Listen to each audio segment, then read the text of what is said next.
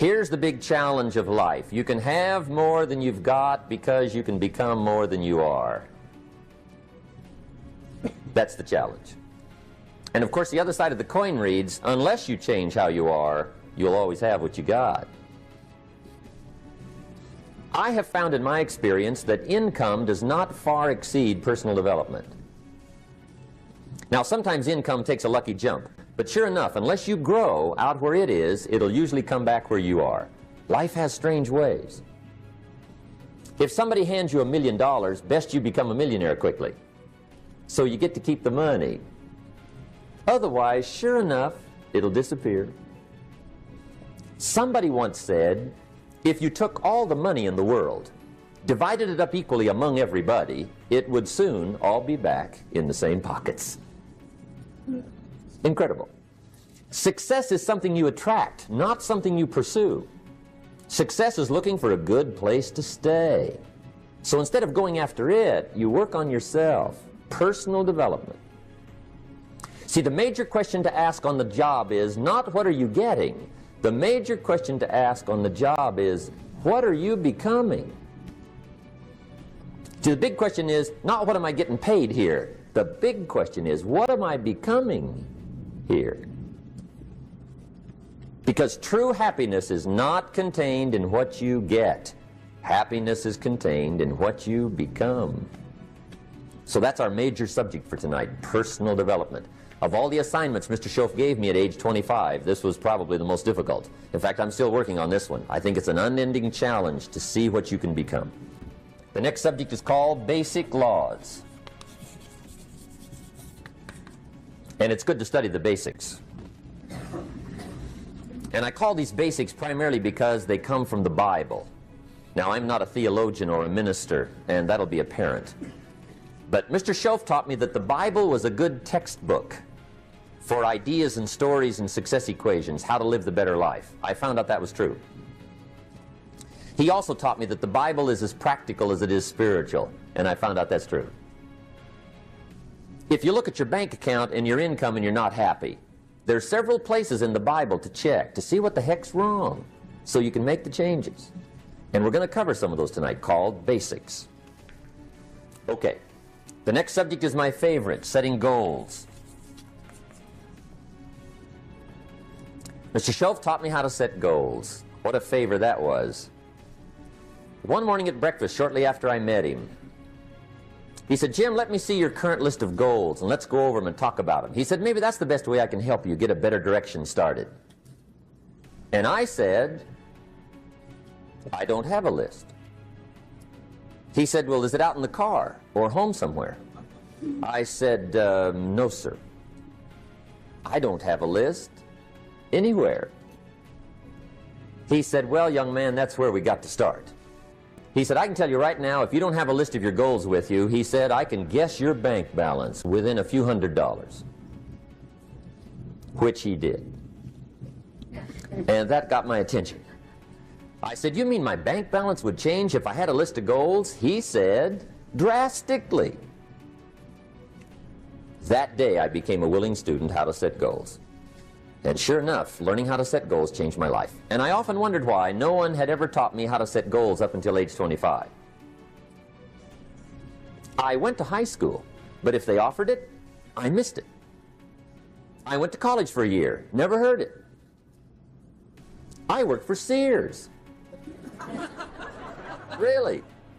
And to my knowledge, Sears never taught it. Right? How to set goals. So here I am, age 25, married, my family's starting, I've been to college, I'm working, and I still don't know how to set goals. But fortunately, when I was 25, I met the man who taught me how, and it revolutionized my whole life.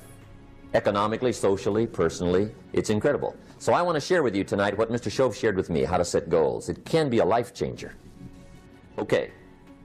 The next subject is the negative part of the seminar. Life is part negative, so we got to talk about the negative. And this subject is called diseases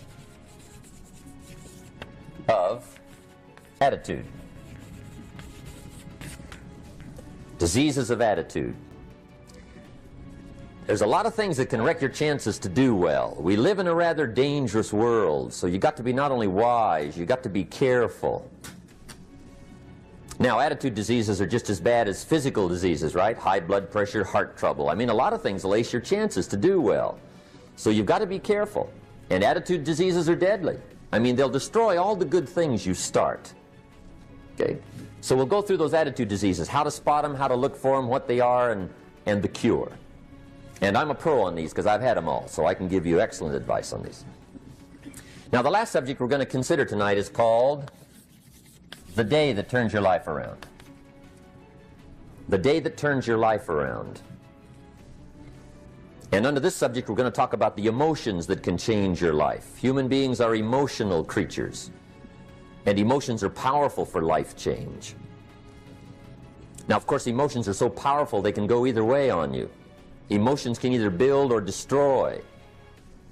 So you really have to employ emotions properly. We call civilization the intelligent management of human emotions. If you can intelligently apply your emotions in the right direction, no telling what can happen. Could turn your life around one day would be sufficient. So we'll talk about those. Okay. Now that's a lot to cover in one evening, but we'll keep at it here and see if we can't get it all done. I'd like to have you now jot down the theme of the seminar. Every seminar should have a theme, I guess. We've got one. It's on some of our literature if you happen to notice it, but if you didn't, for your notes, here it is. The theme of the seminar goes like this: the major key to your better future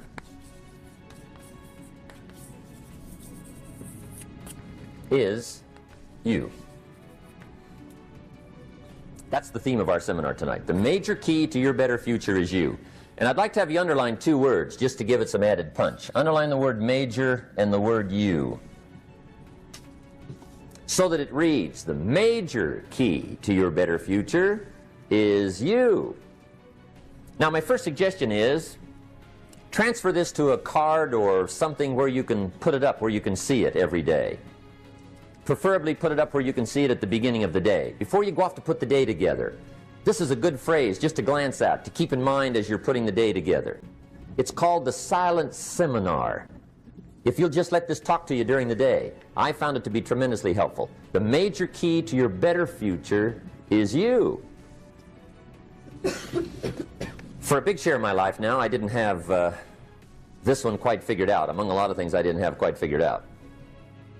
Many things used to puzzle me back in those early days. I used to wonder why two people could work for the same company, one make twice as much money. Now, see, that used to puzzle me. And maybe they were the same age, graduated from the same school, live in the same community, work for the same company, with the same products and the same services. They've got the same traffic, the same problems, and one makes $1,000 a month, the other one makes $2,000 a month. Now, that was my puzzling question. Why would this long list be the same and the money twice as much? I asked, what's the difference between $1,000 a month and $2,000 a month? And I don't mean $1,000 a month, right? I could figure that out. But what makes the difference? Why would one person do twice as well, 3 times as well? Speaking economically. Now, I know there's more than one way to do well. I understand that. But in this little narrow area called compensation, what's the difference? Well, back then, with my faulty thinking, I'm trying to reason it out. I thought, well, maybe time makes some of the difference, right? Some people do better because they have more time. I used to say, Harold ought to be able to do well. He's got a lot of time. If I had all of Harold's time, I could do well. Now, that's got to be dumb, right? Number one, you can't get somebody else's time. A guy says to me one time, he says, you know, if I had some extra time, I could make some extra money. I said, then forget it. There isn't any extra time. Hey, when the clock strikes 12 midnight, that about wraps it up, right? I mean, you can look around the gongs there for a little more, but it's over. You say to the guy, what are you doing? He says, I'm looking for extra time. See, they'll come and take you away, right? There isn't any more time. Now, if you can't get more time, which you can't, what could you get more of that would make a difference in economic results? And here's the key word. Make it a part of your notes. We're going to consider it tonight. The word is value. And I have a little phrase for your notes. Value makes the difference in results. Value makes the difference. You can't get more time, but you can create more value. Now here's the first lesson of economics. Everybody should learn it from the time they're old enough to understand what a dollar means, how to earn one, how to get one, how to keep one, what to do with it. First lesson of economics. We primarily get paid for value. That's lesson one. Bringing value to the marketplace, that's how you get paid. You don't get paid for the time.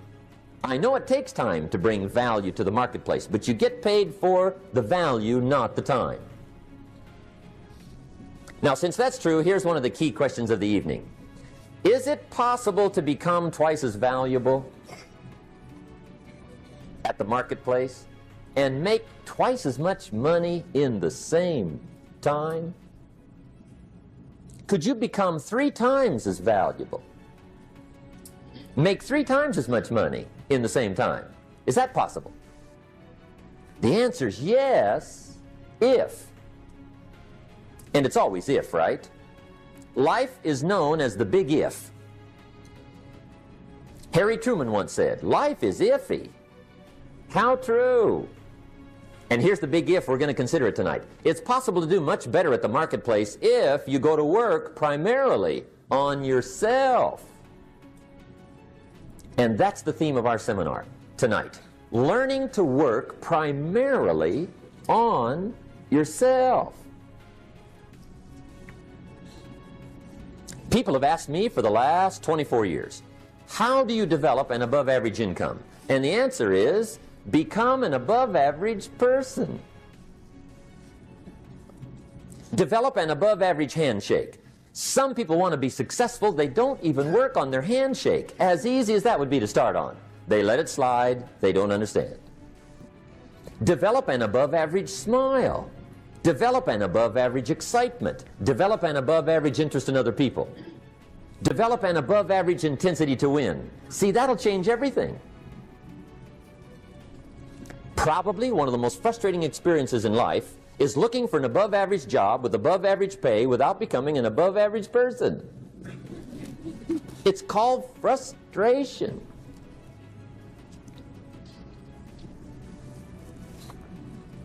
And Mr. Schoaf gave me probably the greatest clue he gave me when I first met him. He said, Jim, if you want to be wealthy and happy the rest of your life, just learn this lesson well. He said, learn to work harder on yourself than you do on your job.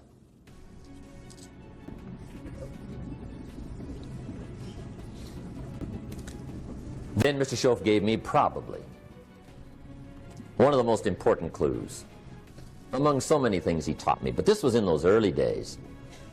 Mr. Schoaf was very kind, but he was also very abrupt.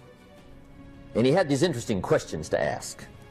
I'm giving him a little rundown one day on how things hadn't worked out for me. He said, Mr. Rohn, I've got the answer for you if you will listen carefully.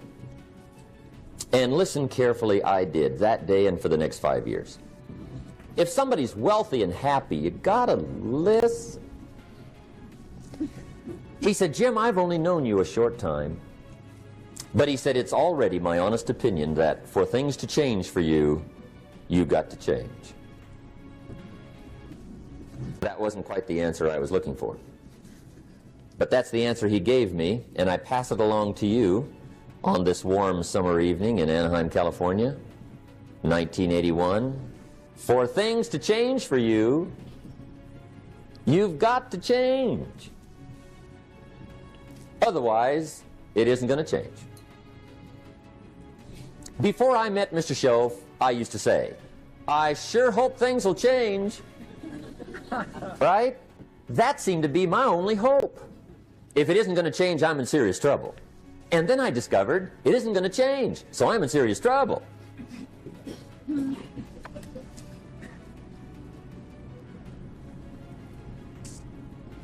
See, I can tell you what the 80s are going to be like. You have dropped into the right place. I did a seminar one time for Standard Oil executives and management in Honolulu. And we're having a conference one day on this big conference table. And one of them said to me, Mr. Rohn, you know some fairly important people halfway around the world. What do you think the '80s are going to be like? I said, gentlemen, I do know the right people. I can tell you. So they all listened very carefully. And I said, gentlemen, based on my wide experience, I can really honestly say to you, in my opinion, in the '80s, it's going to be about like it's always been. Aren't you glad you came? That's inside. I don't pass that around just everywhere. Now, of course, I said that to make a point, but I also said it because it's accurate. It's going to be about like it's always been. It isn't going to change. The tide comes in, and then what?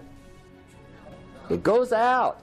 For 6,500 years that we know of, recorded history, and probably long before that. So it is not going to change. It gets light, and then what? It turns dark. 6,500 years. See, it's not likely to change. And we're not to be startled by that. And if the sun goes down, the guy says, what's happened, what's happened? It means he hasn't been here long, I guess, right? It always goes down about this time. The guy says, well, I don't like that arrangement. Well, you got to talk to somebody besides me, right? It gets light, then it turns dark. In rotation, the next season after fall is what? Winter. Pray tell, how often does winter follow fall? Every year regularly for the last 6,500 that we know of. See, it is not going to change. Now, some winters are long, and some are short, and some are hard, and some are easy, but they always come right after falls. It isn't going to change. Sometimes you can figure it out, sometimes there's no way to figure it out. Sometimes it goes well, sometimes it gets in a knot. Sometimes it sails along, sometimes it gets in reverse. See, that's not going to change. The last 6,000 years reads like this: opportunity mixed with difficulty. That's how it reads. It isn't going to change. The man says, well, if it isn't going to change, how will my life ever change? Answer, when you change. And whether I'm talking to high school kids or business executives, my message is always the same. And it goes like this: the only way it gets better for you is when you get better.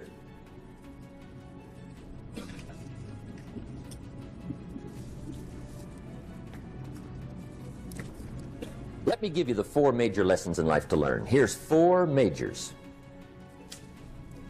It's good to study the majors. In our weekend seminar we teach, some people don't do well because they major in minor things.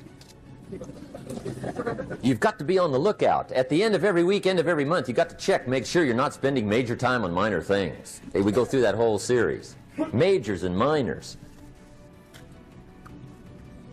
Now, let me give you 2 phrases before we get to the 4 majors. This will set it up and you'll see where I'm going. 2 key phrases for your notes. Here's the first one.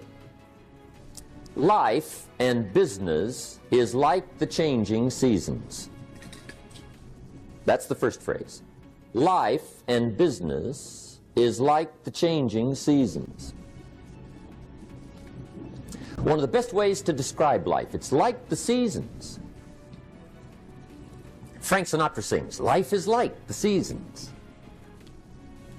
Now here's the second phrase. Very important.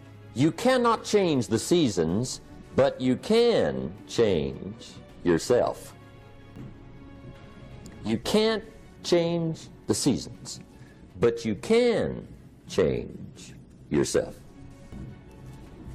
And see, that's how life gets better for you, not by chance, but by change. Now, here's the 4 major lessons in life to learn. I've got my first book finished. Came out a couple of weeks ago. This is in it. The 4 major lessons in life to learn. Here they are. Number 1, learn how to handle the winters. That's lesson 1. They come right after falls with regularity. Some are long and some are short and some are hard and some are easy, but they keep coming.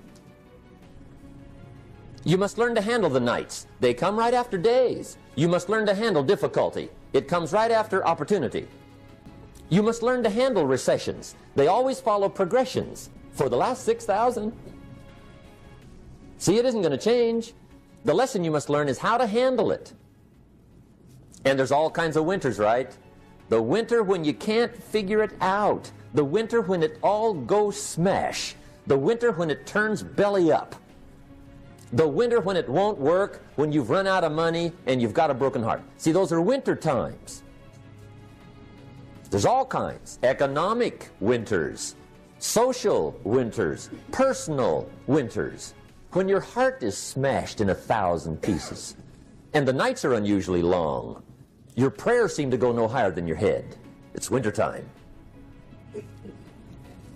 Barbra Streisand sings, "It used to be so natural to talk about forever, but used to be's don't count anymore. They just lay on the floor till we sweep them away. You don't sing me love songs, and you don't say you need me, and you don't bring me flowers anymore." A song of winter. But see, the disappointments come. Those are normal. That's part of life.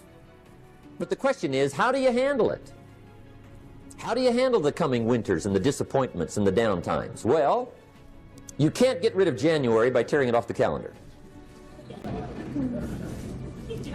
But here's what you can do. You can get stronger, you can get wiser, and you can get better. The winters won't change, but you can. And that's how life changes for you. See, before I understood when it was winter, I used to wish it was summer.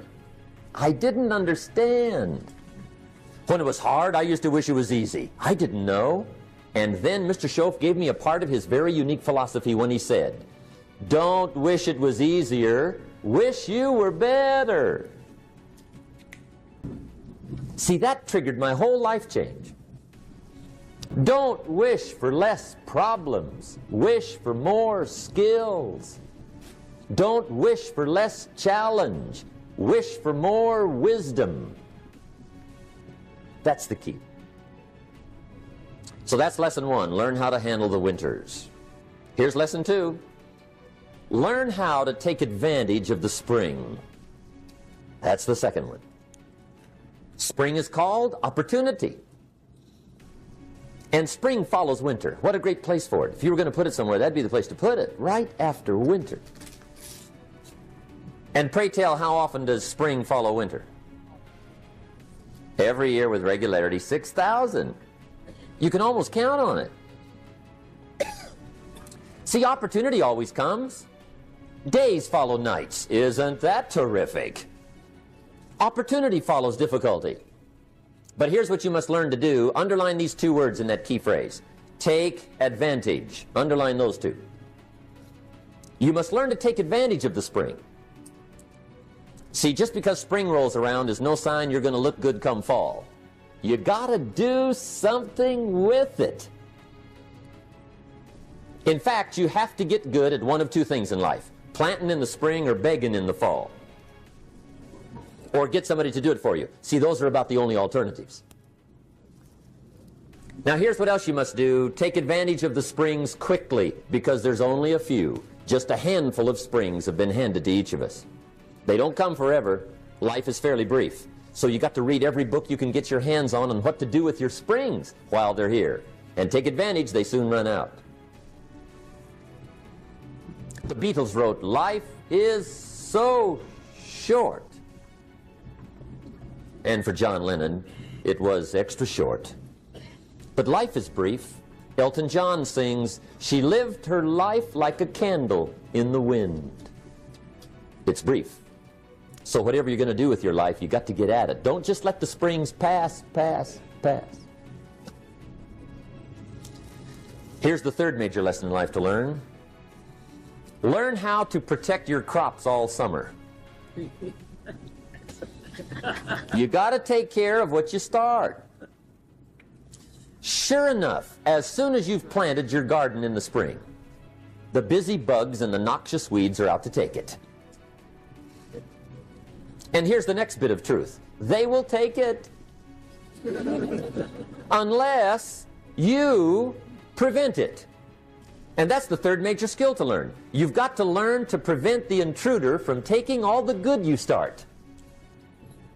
It's one of the challenges. Here's two key phrases under number 3. First one, all good will be attacked on this planet. Maybe not the next one we get to, but on this one, all good will be attacked. Every garden will be invaded. Not to think so is naive. And here's the second phrase. All values must be defended. Political values, social values, community values, family values, marriage values, friendship values, business values. Every garden must be tended all summer. Third major lesson.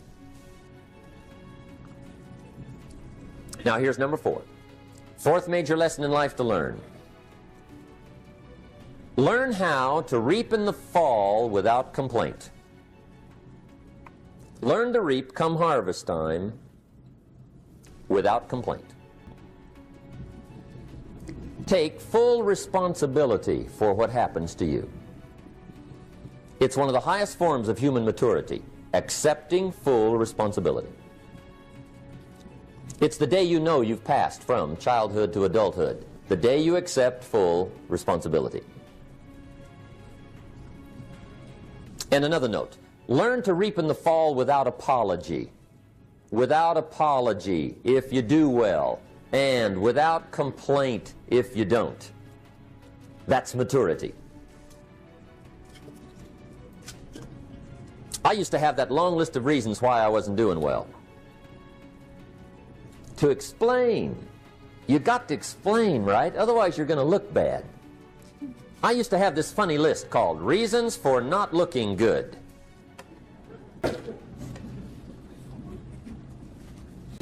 I used to blame the government. I mean, you can believe that or not. It was at the top of my list. I had a lecture second to none. The government. That was on my list. I used to blame taxes. Look what you got left after they take everything.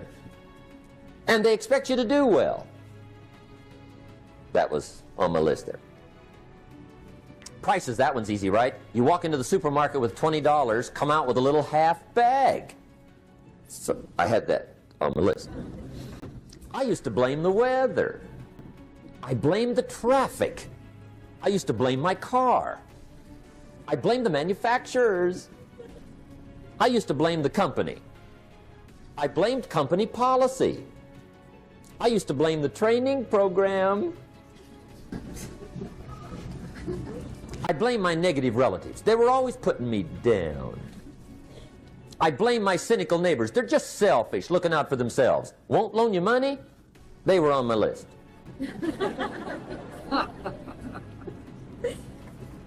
I used to blame the economy. I blamed the community. That's a pretty good list for not doing well, isn't it? I thought it was good. I'll never forget one day, Mr. Schoaf was very kind, but he was also very blunt, and this was no exception. And I'm glad he was blunt. There's a lot of things I'd have missed if he hadn't have been blunt. One day, with sort of a curious look on his face, he said, "Jim, just out of curiosity, tell me, how come you haven't done well up until now?" Excellent question. I thought, well, so I won't look too bad, I'll go through my list. And this list I just gave you, I put that on him. And he was very patient. He let me go through the whole thing, the government, the weather. I went through this whole thing. When I finished, he looked my list over very carefully. He said, "Mr. Rohn, big problem with your list. You ain't on it."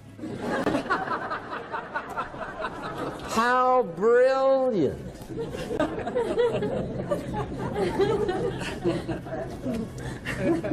When I went to work for him a few months later, I learned very quickly to tear up my list, reasons for not doing well, and I threw it away. And I got me a fresh piece of paper. And I put one word on it. Me. There's a black heritage spiritual that says, "It's not my mother nor my father, nor my brother nor my sister, but it's me, oh Lord, standing in the need of prayer." See, I used to blame everything outside. And then let me give you a little philosophy that helped turn my life around. For your notes, here it is. It's not what happens that determines the quality or the quantity of your life. It's not what happens. And the reason is because what happens to about everybody. No different. The sun went down on all of us last night. A common event, a happening. And I found out that the same things can happen to two different people. One gets rich and one stays poor. Why is that? It's because it's not what happens, but rather it's what you do that changes everything. So that's a key phrase. It's not what happens, it's what you do. What happens is about the same. You might put that in parentheses here. Same. What people do, that's what's different. Anything can happen, right? Everything can happen. I've heard all the stories. I've been one of the stories. Hey, we could all tell stories all night long, right? Happenings. Anything can happen. Have you heard of Murphy's Laws? Anybody here heard of Murphy's Laws? Okay, most of you have. Murph had these laws. One of them was, if anything can go wrong, it will. That's one of Murphy's Laws. He was not one of the great positive speakers of the day. But anyway, it's still true though, right? Anything can go wrong, everything can go wrong. For sure. I've fallen out of the sky so many times. Once to the tune of a couple of million. Devastating. Took me a while to survive that one. Now, it wasn't all that much, but it was all I had. Right? I mean, that's when it's much, right? When it's all you got.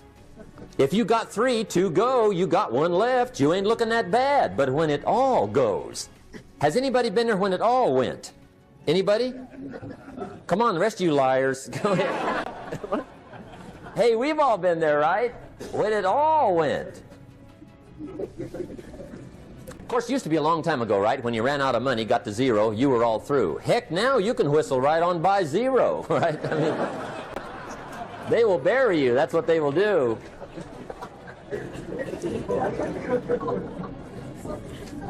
But see, those are the happenings, right? Everything can happen. Anything can happen. But it's not the happenings. It's what you do about it. Somebody says, yeah, but you don't understand the disappointments I've had. Come on. Everybody's had their share. Disappointments are not special gifts reserved for the poor. Everybody has them. The difference is what you do about it. It's not the weather. I used to blame the weather, and I discovered it rains on the rich. So see, that won't help.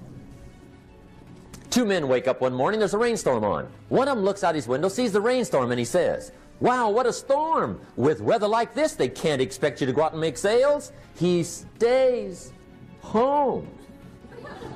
Same morning, the other guy looks out his window, sees the same storm, says, wow, what a storm. But he says, you know what, with weather like this, what a great day to go out and make sales. Most everybody will probably be home, especially the salesman.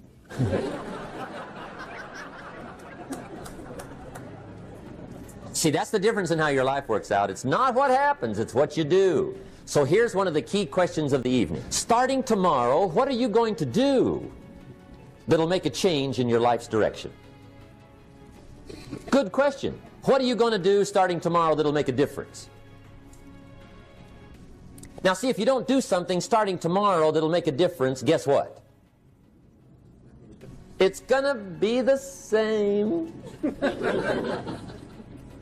And see, that way you can guess what the next 5 years are going to be like. Look at the last 5.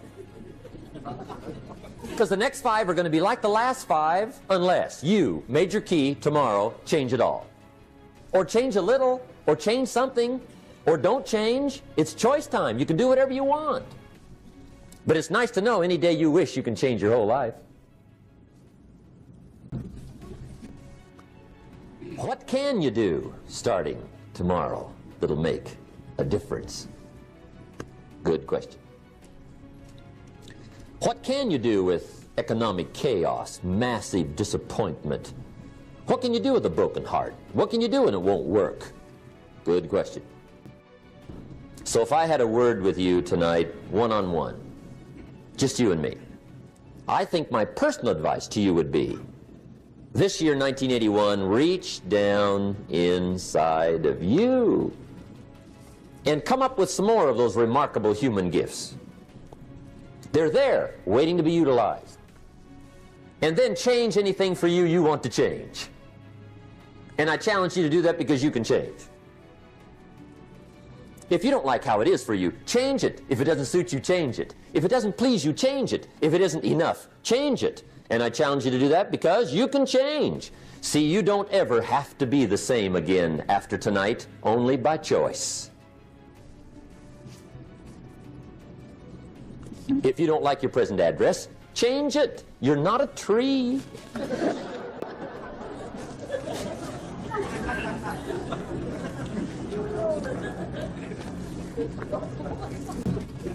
Now, let me give you 3 steps to personal development. Let's get down to the nitty-gritty. What does it take to really make the changes starting tomorrow? It takes more than philosophical pronouncement. I know that.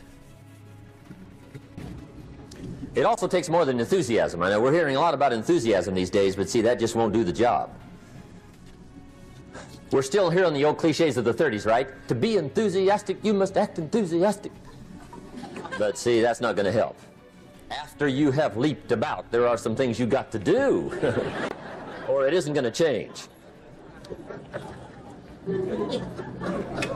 See, you can get all excited about lifting 200 pounds till you get to the gym. And then you need a new excitement. And the new excitement is called discipline. Major step to human progress. Discipline. If there's one thing to get excited over, that's it. Get excited over your ability to make yourself do the necessary things. What could you make yourself do starting tomorrow that would change it all? No! Tell it. Now, see, that's exciting. On any given day, you can massively change the direction of your life. Murder is a clear example that any one person on any given day can forever alter the course of their life. It just happens to be a negative act.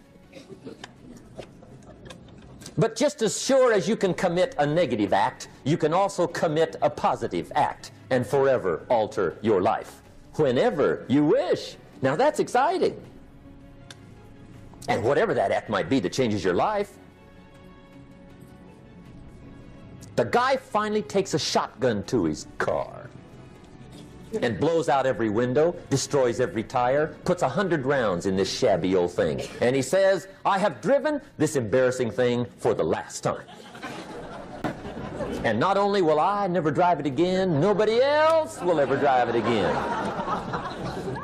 And he lets that shuddering thing stand there for a while as a monument to the day he said, today my life changes. Now who can do that? Anybody. When can you do it? Whatever day you pick.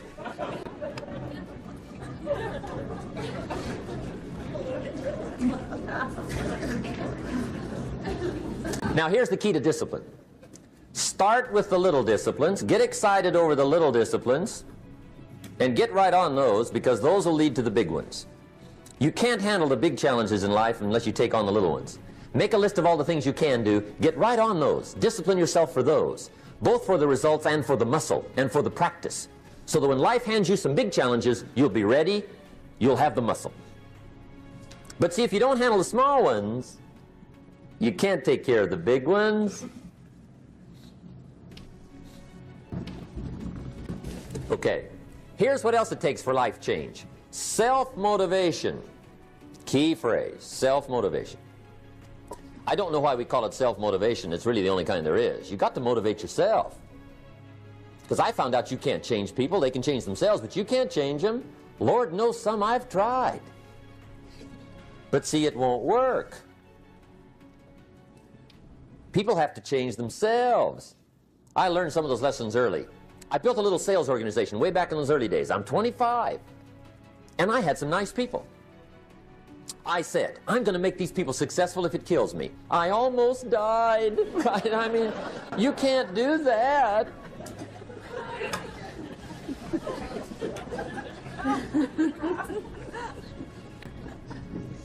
See, I've discovered this. Good people are not trained, they're found. You find good people. You don't make them good, you find them good. Training really is for the purpose of finding good people. You don't need much instruction for a good person. But too much training probably means you got the wrong people.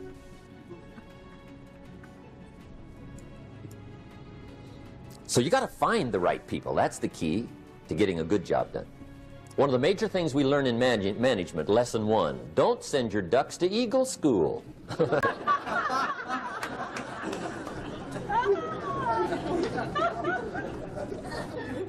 it won't help. I mean, I'm telling you, it won't help, no matter how good your school is. And the little eagle badge and little eagle hat, I'm telling you, it won't help. It won't help. You can tell whether your school's done any good, right, is when it's over. Right? The duck goes for his first rabbit and makes him a friend. You say, no, no, no. Anyway, so it takes self-motivation to really alter your life.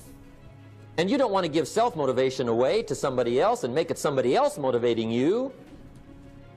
The guy says, boy, if somebody just come by and turn me on. What if they don't show up? Right? See, you got to have a better plan for your life. Okay. Now, if you're excited and you're ready to change, let me give you 3 steps to start life change that can change your life, your personality, your lifestyle, everything can change. Here's the steps. Number 1, find out how things work. The first key to doing better is find out. To change your life, really, you need ideas. There isn't anything an idea can't change. And Schoaf taught me the major problem is lack of an idea, not a problem. At first I didn't have any money. I said to Mr. Schoaf, I don't have any money. He said, that's not a problem. Now see, up until then I always thought it was. Right? I was confused. He said, no, no, the problem is lack of an idea on how to create money and wealth.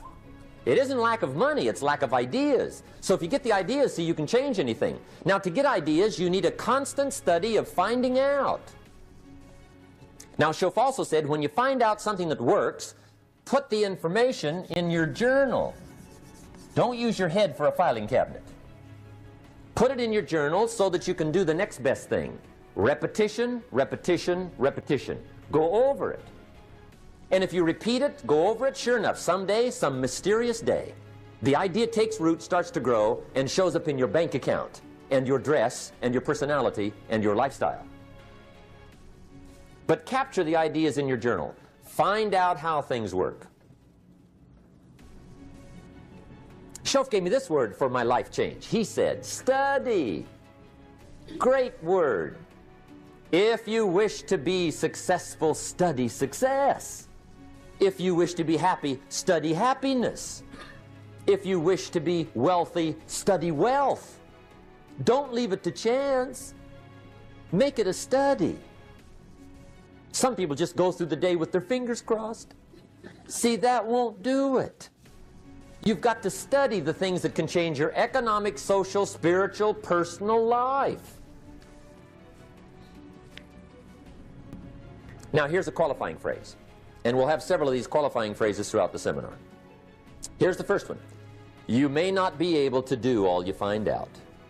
I understand that. You may not be able to do all you find out, but you should find out all you can do. See, you don't want to wind up at the end of your life and discover that you've lived only 1/10 of it. And the other 9/10 went down the drain. Not for lack of opportunity, for lack of information. So that's number 1, find out how things work. Now here's the best human virtue for finding out, curiosity. Make a note of that. Curiosity. Be curious. You might add a word to it that'll help. Childish curiosity.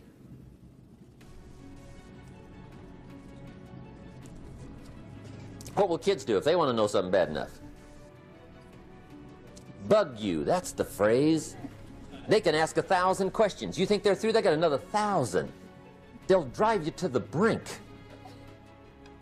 It's a virtue. when you gotta know. Be like a child. In fact, Jesus, the master teacher, said, unless you can become like little children, you might as well forget it. You don't have a prayer. Excellent advice. You gotta be like children. 4 ways, in my opinion, to be like a child. Number 1 is curiosity. Number 2 is excitement. Get excited like a child over your ability to make yourself do anything for change. 3rd is faith. Have faith like a child. Adults are too skeptical.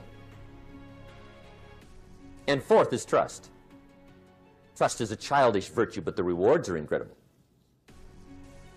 So be like a child. Now, if you're curious, let me give you 3 ways to find out how to change anything. Any life direction, any dimension. Here's 3 ways to find out how to change anything. Number 1 is to read. Become a good reader. All of the successful people I know and work with around the world, they're all good readers. Curiosity drives them to read. They gotta know. They just read.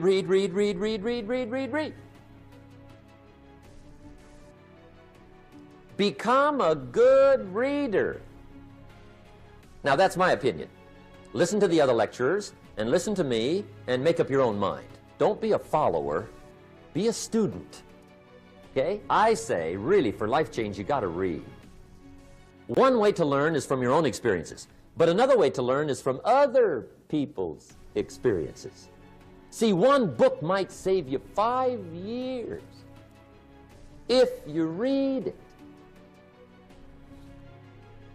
Did you know there's books on how to be stronger, more decisive, be a speaker, be a leader, have a better effect on other people, develop your personality? Did you know there's books on that? And people don't read them? How would you explain that? And they can read. Did you know that hundreds of successful people have written their stories in books and they wrote down how they did it and people don't read it? How would you explain that? The guy's busy, I guess. You know, you get tied up. The guy says, well, yeah, you work where I work. By the time you struggle home, it's late. You got to eat a bite of supper, watch a little TV, get to bed. You can't sit up half the night reading. And the guy's behind on his car payment. Good worker, hard worker, sincere. But you got to be better than sincere and work hard. Otherwise, at the end of your life, you'll wind up cold, stony broke. You got to be better than a good worker. You got to be a good reader. The whole world is governed by laws. The universe, in fact. Laws. We call it the law of electricity. We call it the law of gravity. There's mathematical laws. There's physical laws. Speed and velocity laws. Agricultural laws. There's all kinds of laws. Now that we find ourselves on the spinning planet, you just have to learn what I call the setup. Learn the setup. Life's setup. Now, we didn't set it up, but we're here, so you got to learn it. And we should learn the setup for 2 basic reasons. Number 1, to keep from getting hurt. It's one of the major reasons for learning, so you won't get hurt. See, economically, socially, personally, you can get hurt just not knowing. Ignorance is not bliss. Ignorance is poverty. Ignorance is tragedy. You got to know, or you're going to get hurt. It's good to know not to walk out the 10-story window. That's excellent information. Now, what if a guy didn't know and he walks out? Now he's dead at the bottom. Somebody says, well, the poor guy didn't know. You got to know, or you're going to get hurt. Okay. Now, here's a parenthesis. You don't have to like the setup. I don't ask you to like how it is. That's not what's important. But it is important to learn how it is. Okay, so you don't have to like it, but you should learn it. That's what I tell the kids, right? Make sure you get the information. What you think about it, that's up to you. What you're going to do with it, that'll soon be up to you. But make sure you get it. See, there's nothing worse than being stupid. Nothing. I mean, being broke is bad, but being stupid is awful. And what's really bad is being broke and stupid, right? That's about the end of the world. I mean, there isn't anything much worse than that. Unless you're sick. Sick, broken, stupid. I mean, that is it, right? There's nowhere else to go. So make sure you get the information. It's key. You don't have to like it, but learn it. If this big monstrous thing lifts up in the sky, hangs there for a little while, cuts loose, comes crashing down, boom, shakes the ground for 5 miles. And then this big monstrous thing lifts back up in the sky, hangs there for a little while, cuts loose again, comes crashing down, boom, shakes the ground for 5 miles. It just keeps doing that, this big monstrous thing, lifting up and then crashing down, boom. Now, you might come along one day and say, that's got to be a stupid arrangement, which is okay. You're entitled to your opinion. But the first thing you should learn to do is get out from under it. Right? That's number one. You might have a great moral argument. You might want to shake your finger at the sky, but do it from over there, right? So you don't get smashed. It's called your basic smart. So number one, learn so you won't get hurt. Whether you like it or not, learn. Now here's the second reason for learning. The setup, to benefit. It's called the plus of life. And that's what life is, right? Both minus and plus. The minus is tragedy, heartache, misery, failure, unhappiness. But life is also happiness, prosperity, good feelings. So here's the key. Learn to get on the good side of the way things work.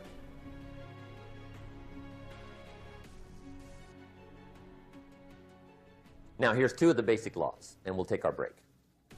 Shoaff taught me these. They come from the Bible. Now, again, I'm an amateur, okay? When it comes to the Bible, I'm not a pro. So you'll sort of have to take my way of putting it. But here they are. The first one is the law of use. The law of use. And it goes something like this. Whatever you don't use, you lose. Lack of use causes loss.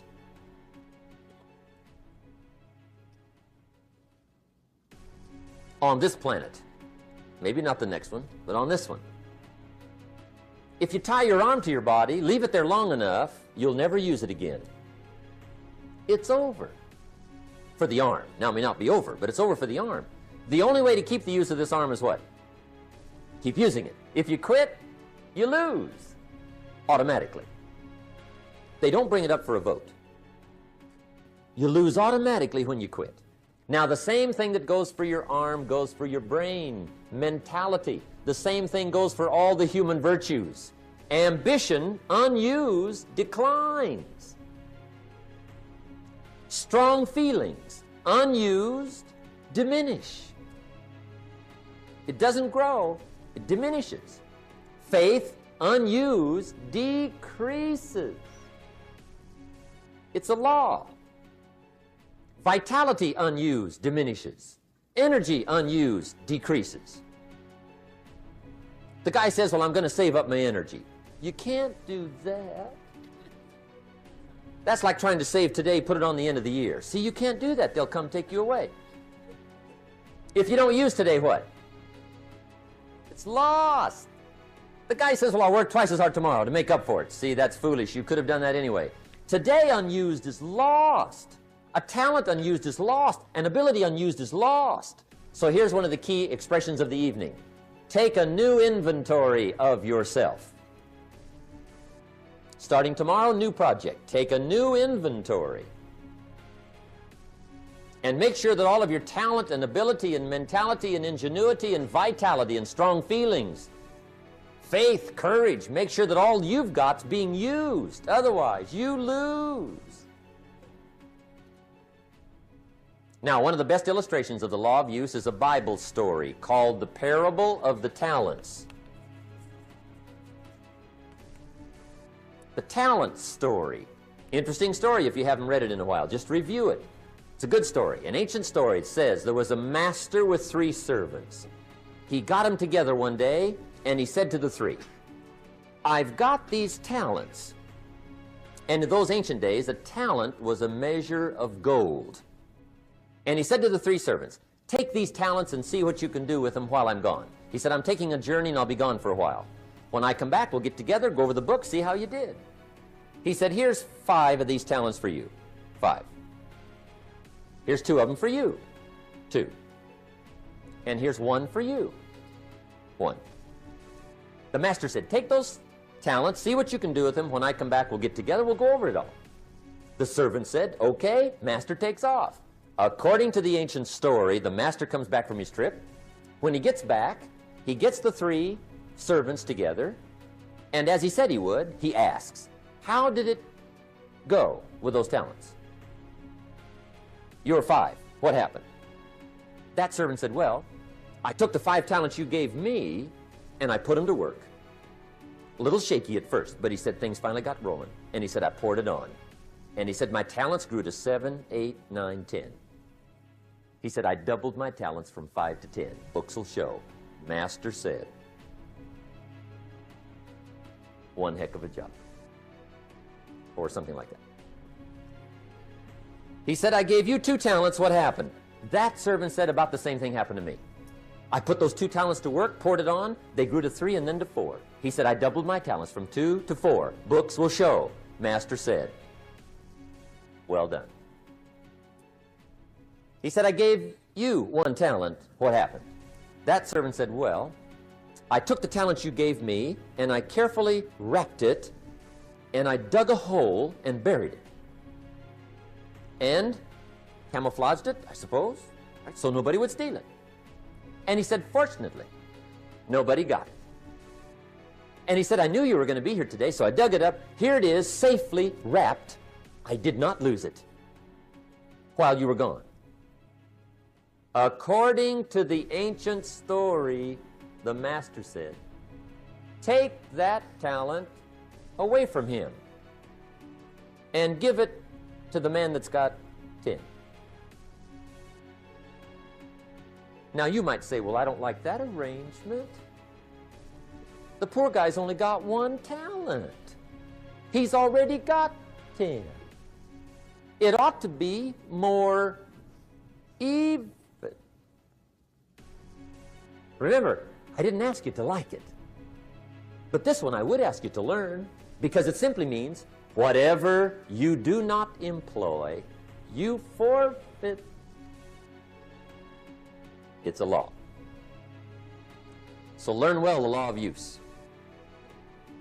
Now here's the second one, and we're going to take our break. Second law from the Bible. This one we've heard since we were small, I'm sure. It's called the law of sowing and reaping. In fact, we've probably heard it so often we could quote it. It says, whatever you sow, what? You shall reap. Fairly blunt, hopefully clear. Here's my first suggestion on the law of sowing and reaping. Don't try to beat it. You might as well try sitting on the sun in the morning. Keep it from coming up. You'll have better luck. Whatever you sow, you reap. Now, for a fair share of my life, I'm a bit mixed up on how all this applies. Among a lot of things I was mixed up on. I knew I wasn't reaping too good. That I understood. My problem was I was confused about what was causing it. Remember me with the funny list? I thought those are the reasons why it isn't working out well. And then Mr. Schoaf gave me the clue that helped me figure it all out. He said, Mr. Rohn, I have another answer for you. There's another way to quote this law that'll show you where the problem is so you can go to work on it right away. All you need to know is where the problem is, then you can go to work on it. So he quoted me the law another way, and I found out what my problem was. Here's the way you quote the law. Whatever you reap is what you've sown. Now I knew what my problem was. Whatever you reap is what you've sown. If you don't like the crop, who do you look up? Answer, whoever planted it. And where do you find who planted your crop? Answer, in the mirror. What I finally learned to do come fall was to go to the mirror. That's where you go.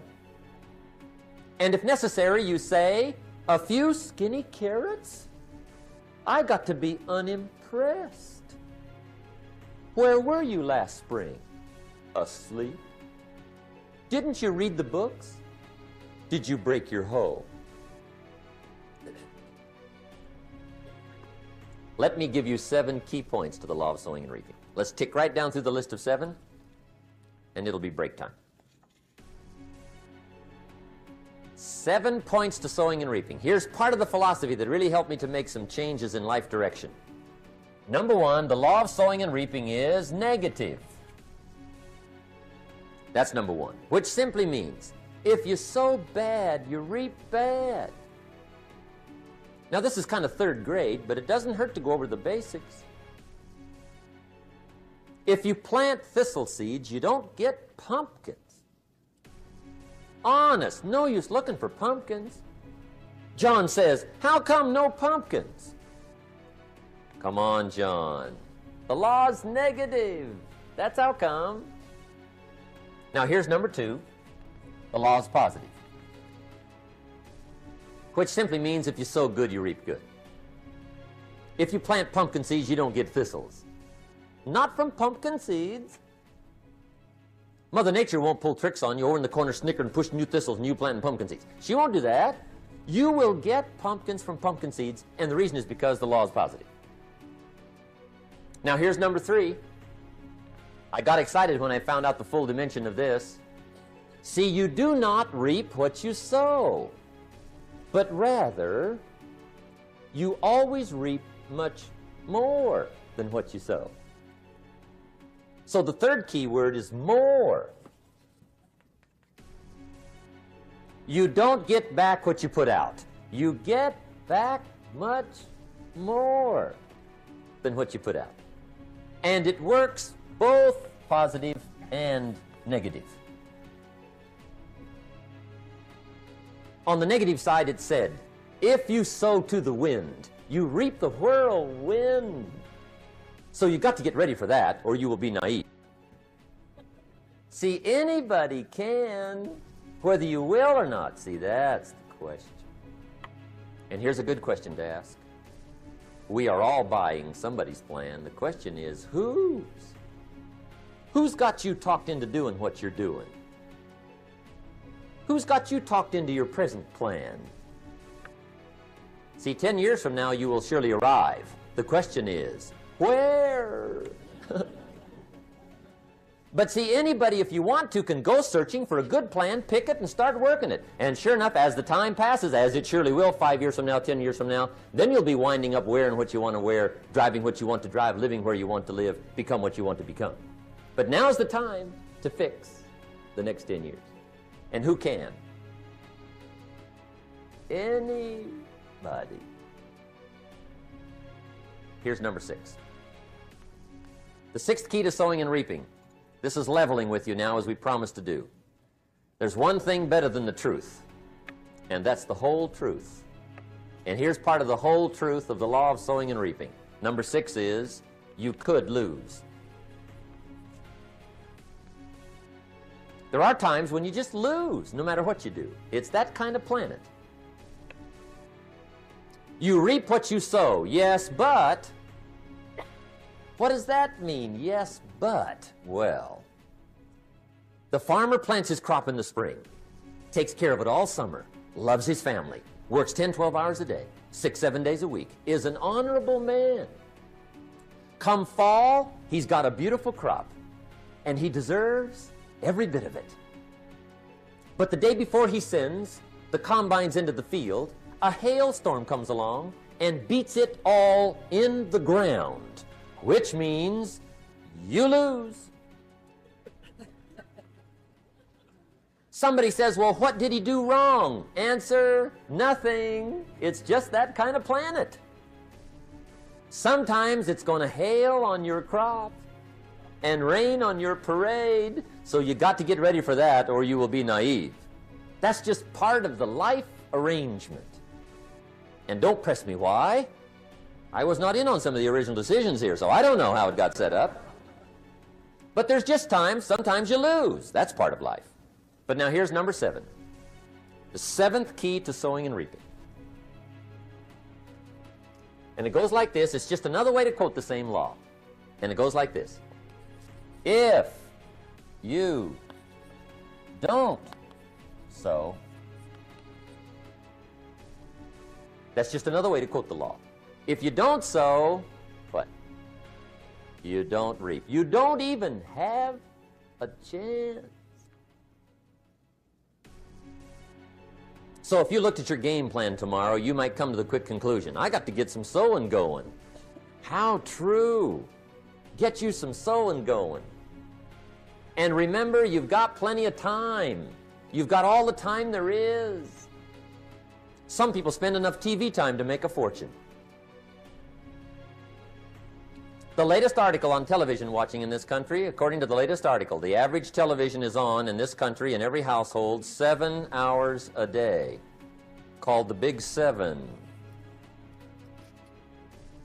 I asked a guy one time what his TV cost.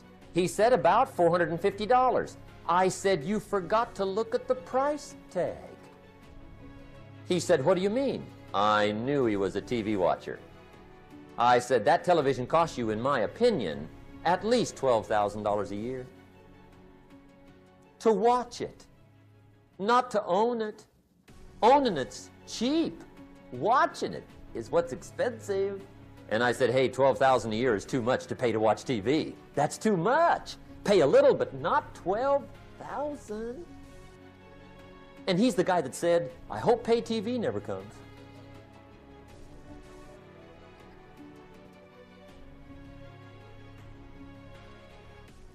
Okay, we're trying to cover an awful lot tonight, I realize that, but my time schedule is such that we just have to sort of give it all to you and let you sort the rest out. I wish we had plenty of time for questions and answers and that whole thing, but our time is just limited. But we are trying to go through an awful lot, I realize that. But looks like everybody's getting it. This is about the note-takingest crowd I've seen in a long time. Incredible. Does anybody have 5 pages yet? Anybody? Oh, fantastic. Incredible. Okay. Maybe you heard the story about the preacher down in Texas, southern part of the country. He was an evangelist back in the horse and buggy days. And he was very good at being an evangelist, and a lot of people used to come and hear him preach. And one day he put up his tent in one of these Texas towns and expected a big crowd as usual, come hear him preach. And he got there, first night of the tent revival, walked in. 7:30, time to start. And to his surprise, the tent was empty. He thought, well, something must be drastically wrong. So he waited till 7:45, nobody showed up. 8 o'clock, zip. Finally, 8:15. One lone cowboy wandered up on his horse, tied his horse up outside, came in, sat down on the front bench, right, waiting for something to happen. The preacher thought, well, at least I better go down and talk to the cowboy. So he walks down, talks to the cowboy, and he says, cowboy, I'm the preacher. And he said, I don't know what to tell you. Something's gone wrong. He said, this tent was supposed to be full of people. He said, I'm embarrassed. He said, you're the only one that showed up. And he said, I really don't know what to do. And the cowboy said, well, I'm not a preacher, so I really can't tell you what to do. You know, he said, I'm just a cowboy. But he said, I know this, if I went out to feed my cattle and only one showed up, I'd at least feed it. The preacher thought, hey, the cowboy is right. If you've got a good idea to share, you should share it, if there's 1 or 1,000. So he got kind of inspired by this conversation, and he jumped up on the platform and started to preach. As if the tent was full of people, just exploded. And he went for an hour and 15 minutes, just kept rolling. Finally, he quit. And when he finished, he came down off the platform, talked to the cowboy again. Says, well, cowboy, what did you think of my sermon? And the cowboy said, well, I'm not a preacher, so I really can't tell. You know, he said, I'm just a cowboy. But he said, I know this. If I went out to feed my cattle and only one showed up, I'd feed it, but I wouldn't dump the whole load on it.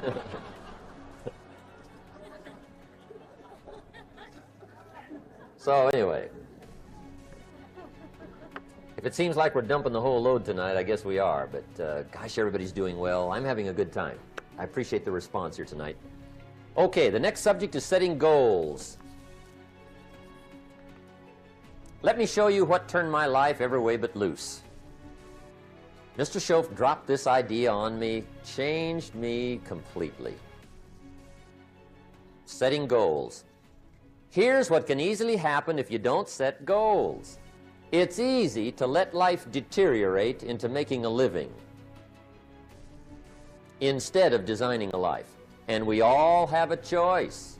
Make a living or design a life. It's easy to get trapped by economic necessity and settle for existence rather than substance. That's easy. But the best advice I can give you on how to break out of that trap is to learn how to set goals. Mr. Shoaff put it to me this way. He said, Jim, if you had enough reasons, you could do the most incredible things. I never forgot how he put that. If you have enough reasons. See, reasons will change your whole life. Mr. Shoaff said to me, he said, Mr. Rohn, I think you've got plenty of intelligence, you've got plenty of talent, you've got plenty of ability. Probably what you lack is plenty of reasons. He said, I don't think your current bank balance is a true indication of your level of intelligence. I was happy to hear that. He said, I think you're much smarter than your present bank balance indicates. And that turned out to be true. I was much smarter. But of course my first question was, well then why isn't it bigger? And he said, you don't have enough reasons. You've got enough intelligence, but not enough reasons. So see, reasons can change your life. Here's what else I found out. Reasons come first, answers come second. You don't get the answers to do well till you get the reasons. Life has a mysterious way of hanging on to all the answers and only gives them up to the people that are inspired by reasons. So reasons make the difference in how your life works out. Now, what are some of the reasons for doing well? Let's go through a quick list called Reasons for Doing Well. First is personal reasons. Some people do well for recognition. Some people do well for respect. Some people do well for the way it makes them feel. They love the feeling of being a winner. Those are good reasons. I have some millionaire friends that keep working 10, 12 hours a day, making more millions. And it's not because they need the money. It's because they need the joy and the satisfaction and the pleasure that comes from being a constant winner. And see, it's not just the money anyway. It's the journey, not the money. Once in a while somebody says to me, boy, if I had $1 million, I'd never work another day in my life. That's probably why the good Lord sees to it they don't get their million, right? They'd quit. They'd quit. Okay. Next is family reasons. Some people do extremely well for other people, and that's powerful. Human beings can greatly affect each other. Sometimes we will do things for somebody else we will not do for ourselves. We're made that way. I met a man one time who said, Mr. Rohn, to do all the things I want to do with my family around the world, he said, I got to have at least $250,000 a year. I thought, incredible. Could a guy's family affect him that much? And the answer is, of course. How fortunate are the people that find themselves greatly affected by somebody for personal achievement. And we are affected. The writer of a recent song said, "If not for you, the winter would hold no spring, couldn't hear a robin sing. I just wouldn't have a clue if not for you." So we can be affected. That might be one of the most stimulating reasons to do well, finding somebody. When Andrew Carnegie died, the wee little Scotsman that built the big steel industry, when he died, they opened up his desk, and in one of the desk drawers, they found a slip of paper. On that piece of paper, Mr. Carnegie had written his goal for his life, and he wrote it when he was in his 20s. And on that piece of paper, it said, "I'm going to spend the first half of my life accumulating money. I'm going to spend the last half of my life giving it all away." What a goal. He got so inspired by that goal that the first half of his life, he accumulated $450 million. And the last half of his life, he gave it all away. Good question tonight. What's got you turned on? What's got you bombed out of sight to get up early and stay up late and hit it all day? Next question. What's got you turned off? When I found the answers to those two questions, my life exploded into change. I finally found out what had me turned off, and I got that cured. And then I got me a long enough list of reasons to turn me on. And once the lights went on for me, age 25, they've never gone out. I've fallen out of the sky a few times, but I've never lost that drive to make something unique out of my life. See, reasons altered my whole life. Now, there's another list of reasons called nitty-gritty. Hard little reasons. Sometimes those little reasons are the most powerful reasons that can change your life. Sometimes it doesn't take much. I now carry several $100s in my money clip. It's only a few $100s, but it was one of those reasons turned my life around. Just before I met Mr. Shoaff, I heard a knock at the door. I go to the door, and there's a little girl standing there about this tall selling Girl Scout cookies. And she gave me one of the finest sales presentations I've ever heard.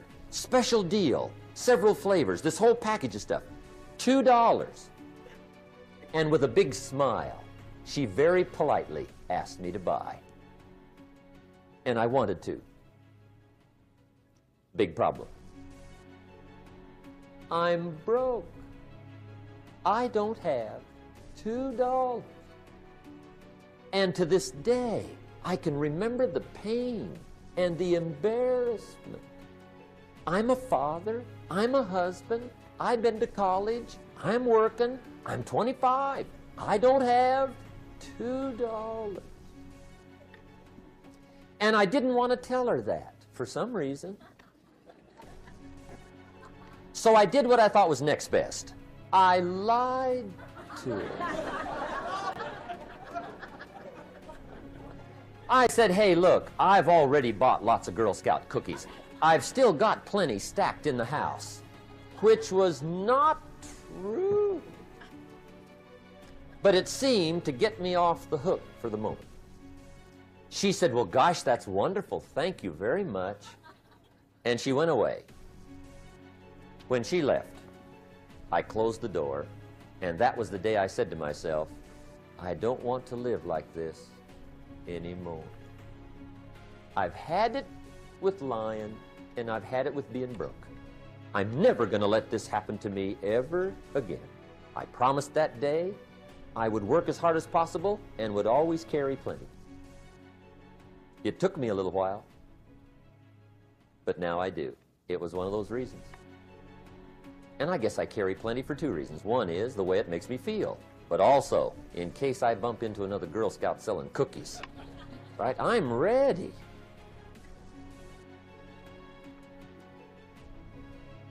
I walked out of the Bank of America one time up in Saratoga, California, where I used to live. Two little girls selling candy right outside the bank. Good place. Some girls' organization they're working for, right? I come walking out of the bank. This first little girl walks up to me. She said, "Mister, would you like to buy some candy?" I said, "I probably would." "What kind is it?" She said, "It's almond roca." I said, "My gosh, that's my favorite." She said, "Wonderful." I said, "How much is it?" She said, "It's just $2. I thought, incredible. I said, "How many boxes of that candy have you got?" She said, 5. And her little friend was standing there. She was selling candy too. I said, "How many boxes have you got?" She said, "I've got 4. I said, "That's 9. I'll take them all." They said, "Really?" I said, "Yeah, it's my favorite. I've got some friends. I'll pass them around." They got so excited, put all this candy together. I reached in my pocket, gave them the $18. When I've got the candy and they've got the money, that first little girl looks up at me. She says, "Mister, you are really something." How about that? Can you imagine only spending $18 and have somebody look at you in the face and say, "You are really something"? Now you know why I carry heavy, right? I'm not going to miss anymore. It was just one of those reasons. Helped to change my life. One of my nitty-gritty reasons was budget finance. Budget finance used to grind my soul. Way back in those early days, I had fallen for one of those consolidation loans, where you take all your little hard-to-pay bills, put them into one big impossible-to-pay bill, right?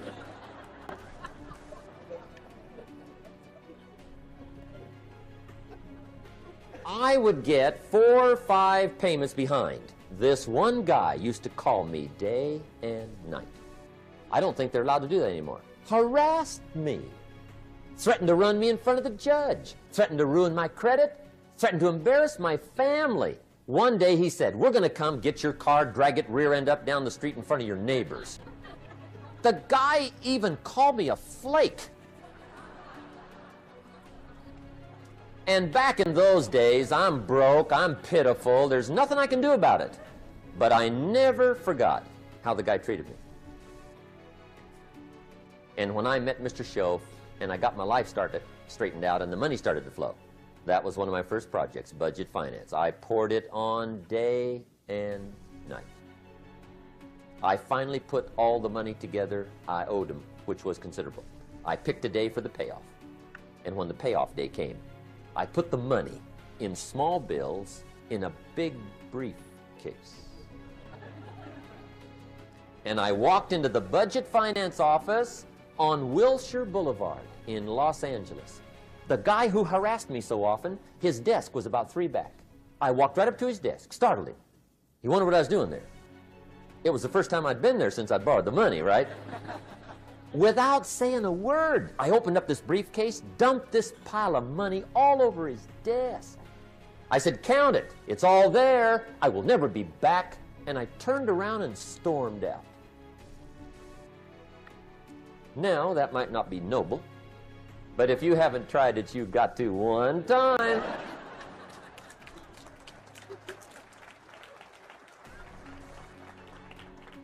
It can be the day that turns your life around. All you need is a reason that turns you on. One of my dear friends, Robert Depew, Bobby used to be a school teacher in Lindsay, olive capital of the world. Bobby taught school several years, got a little weary teaching school. One day decided he wanted to get into sales. So without telling anybody, he just up and quit his job teaching school and jumped into sales. When he did, his brother made fun of him, laughed at him, put him down. said Robert's lost his mind. Had a good job teaching school. Now he thinks he's a salesman. He's going to go down the drain, lose everything. Just put him down something fierce. Bobby said, the way my brother acted when I got into sales, he said that made me so mad. I decided to get rich.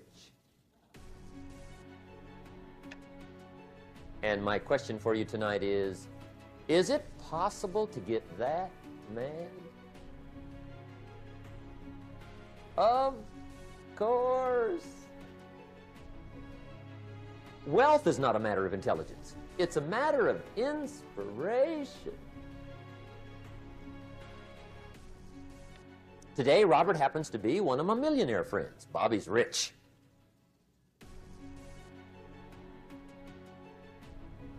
Frank Sinatra said one time, the best revenge is massive success.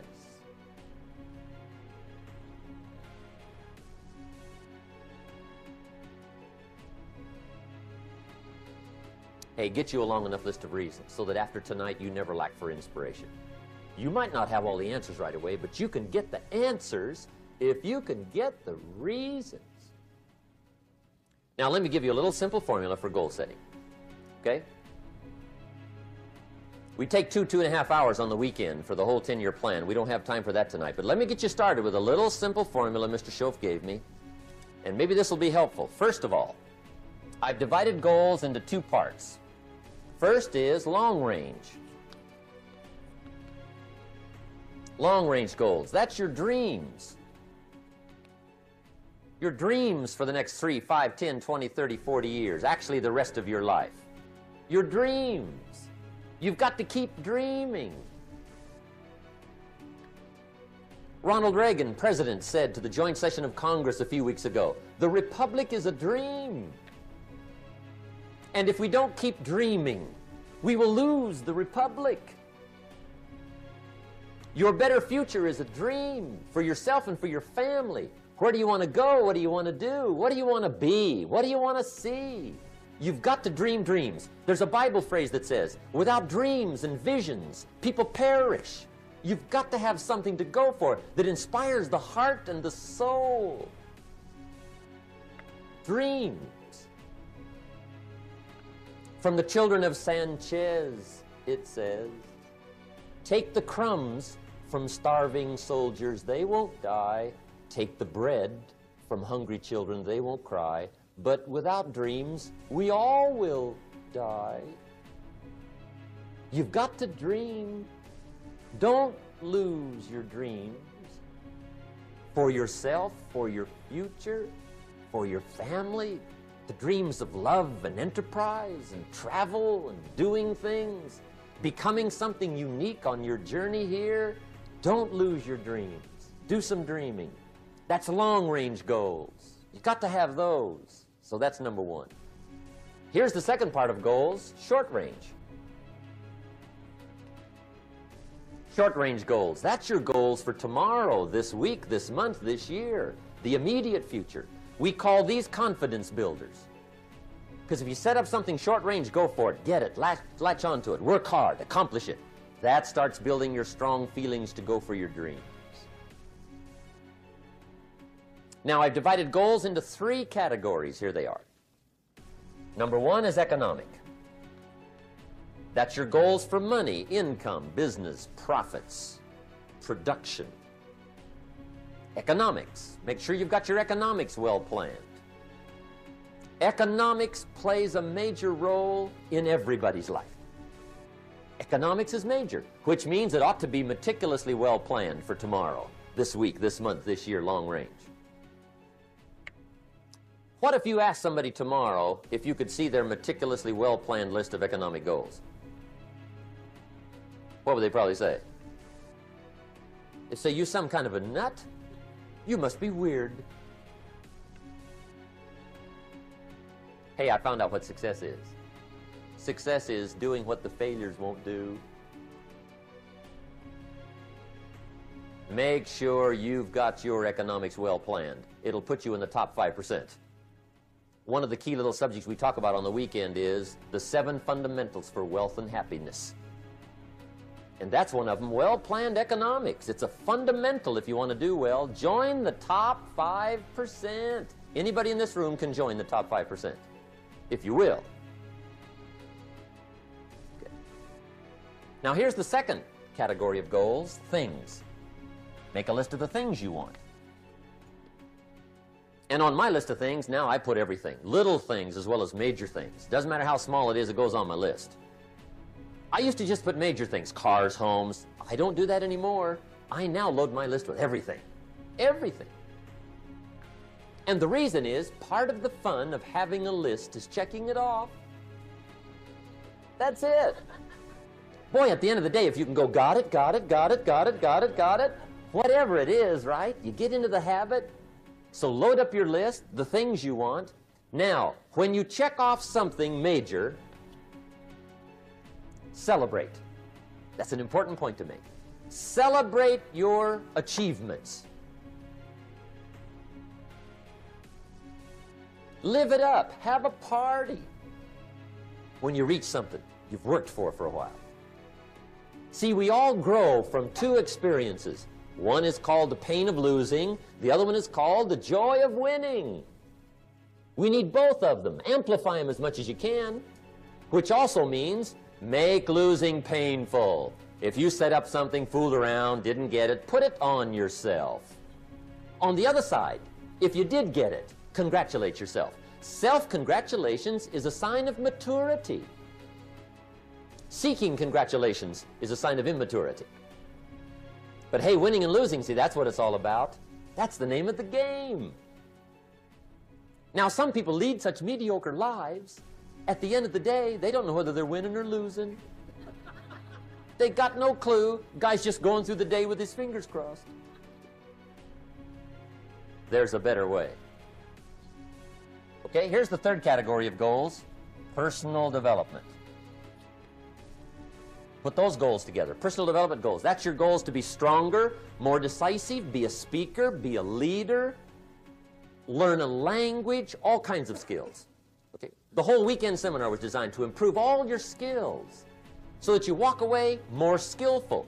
And that's what you want, the personal development skills. That's what attracts, that's what brings good things to your life, the person you become more skillful. Now, this is quite a package to work on. Economics, things, personal development. For tomorrow, this week, this month, this year, long range. Okay? That'll get you started. Now, here's the simple formula for setting goals. It goes like this. A, work on your goals. That's step one. Work on them. And I put the word work there deliberately. Setting goals is plain hard work. I don't want to kid you. We haven't come here tonight to kid each other. It's work. I know it's work. That's why a lot of people just let it slide. It's work. Many people work hard on their job, but they don't work hard on their future. They just let that slide. And the work involved is making plans. I know most people don't. I understand that, but don't let that be you. Guy says, well, yeah, you work where I work, but the time you struggle home, it's late. You got to eat a bite of supper, watch a little TV, get to bed. You can't sit up half the night. Plan, plan, plan. And the guys be fine.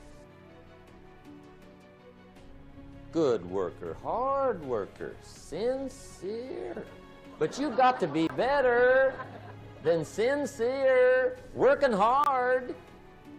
You got to be better than a good worker. You got to be a good planner.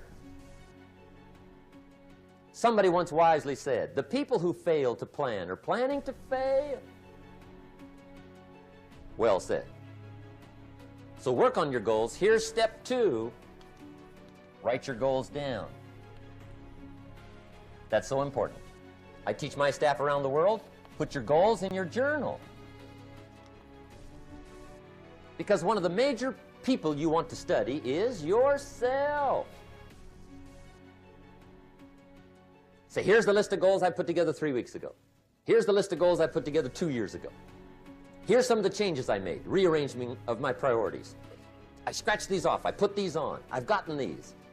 Study your accomplishments, study what your desires are. Put them on paper, write them down. Here's another reason for writing your goals down. It shows you're serious about doing better. And to do better, you gotta get serious. You don't have to be grim, but you must be serious. Everybody hopes things will get better. Everybody hopes. Poor people hope. That ought to tell you something. It means the future does not get better by hope. It gets better by plan. I used to have the affliction called passive hope. It's an affliction. It's bad. Probably what's even worse than that is happy hope. Now that is really bad. That's bad. Happy hope. The guy's 50 and he's broke and he's still smiling. See, that's not good. So get serious about your goals. Put them on paper. Write them down. There's all kinds. His goals, her goals, their goals. Business goals, financial independence goals, family goals. I mean, there's so many things to work on this that if you don't get busy and work on it, sure enough, the time will pass. And sure enough, 5 years from now, you'll wind up where you don't want to be, wearing what you don't want to wear, driving what you don't want to drive, being what you don't want to be. Now's the time to fix it. Now, here's the third step to your goals. Check the size of your goals and the kinds of goals. How big they are, what kind they are, affects you. And here's one of the important phrases of the evening. Your goals are affecting you, whatever they are. Your goals affect your handshake. Your goals affect your attitude, personality. Your goals affect the way you walk, the way you talk, the way you dress. All day long, we're being affected by our goals. Now, some people have goals, but they have such lousy goals. The effect is bad. I asked a guy one time, what are your goals for this month? The guy said, look, if I could just scrape up enough money to pay these lousy bills. That was his goal. I'm not saying it isn't a goal. It's a goal, but it's such a lousy goal, the effect is bad. You don't jump out of bed on Monday morning and say, oh boy, another chance to go out and scrape up the money to pay my lousy bills. See, you don't do that. Usually you say, oh, not another Monday.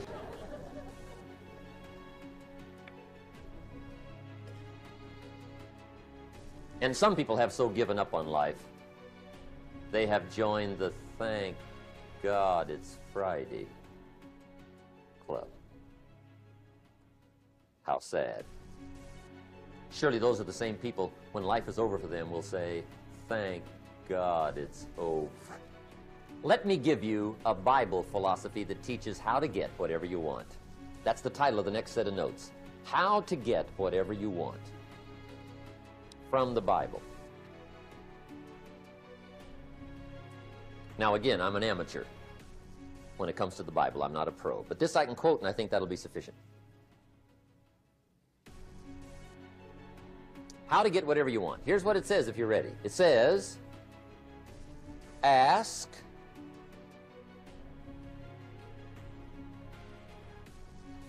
that's it. End of notes. Ask. If there's one art in life to learn extremely well, that's got to be one of them. The art of asking. What does ask mean? Ask means, what do you want? And the formula is staggering. It says ask and what? A guy ought to look into that.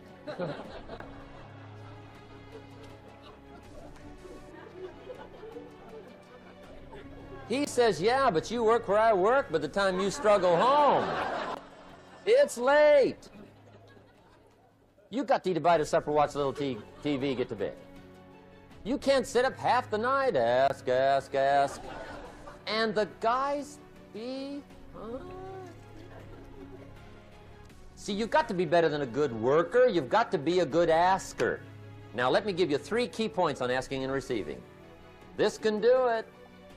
Number 1, asking is the beginning of receiving. Asking starts a unique process, mental and emotional. I don't even know how it works. All I know is it works. It's like pushing a button and all this machinery starts working. I don't know how. It just works. There's a lot of things you don't need to know how. Just work them. Some people are always studying the roots. Others are picking the fruit. I mean, it depends on what end of it you want in on. Asking is the beginning of receiving, so start the process. Here's number 2. Receiving is not the problem. Receiving is automatic. Now, if that's true, receiving is not the problem, what's the problem? Failure to ask might be one of your major problems. I don't know. Check it out. The guy says, oh, now I see it. I got up last year and hit it every day, but there's not a scrap of paper with my goals on it. Good worker, poor asker. So you got to change that. Here's number 3. Receiving is like the ocean. There's plenty, especially in California. It's like an ocean here.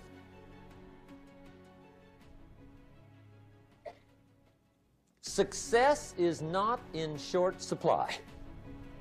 It isn't rationed, and you stepped up to the window and it was all gone. No, no, no. It's like an ocean here. Now, if that's true, what's the problem? Well, some people go to the ocean with a teaspoon. Have you got the picture?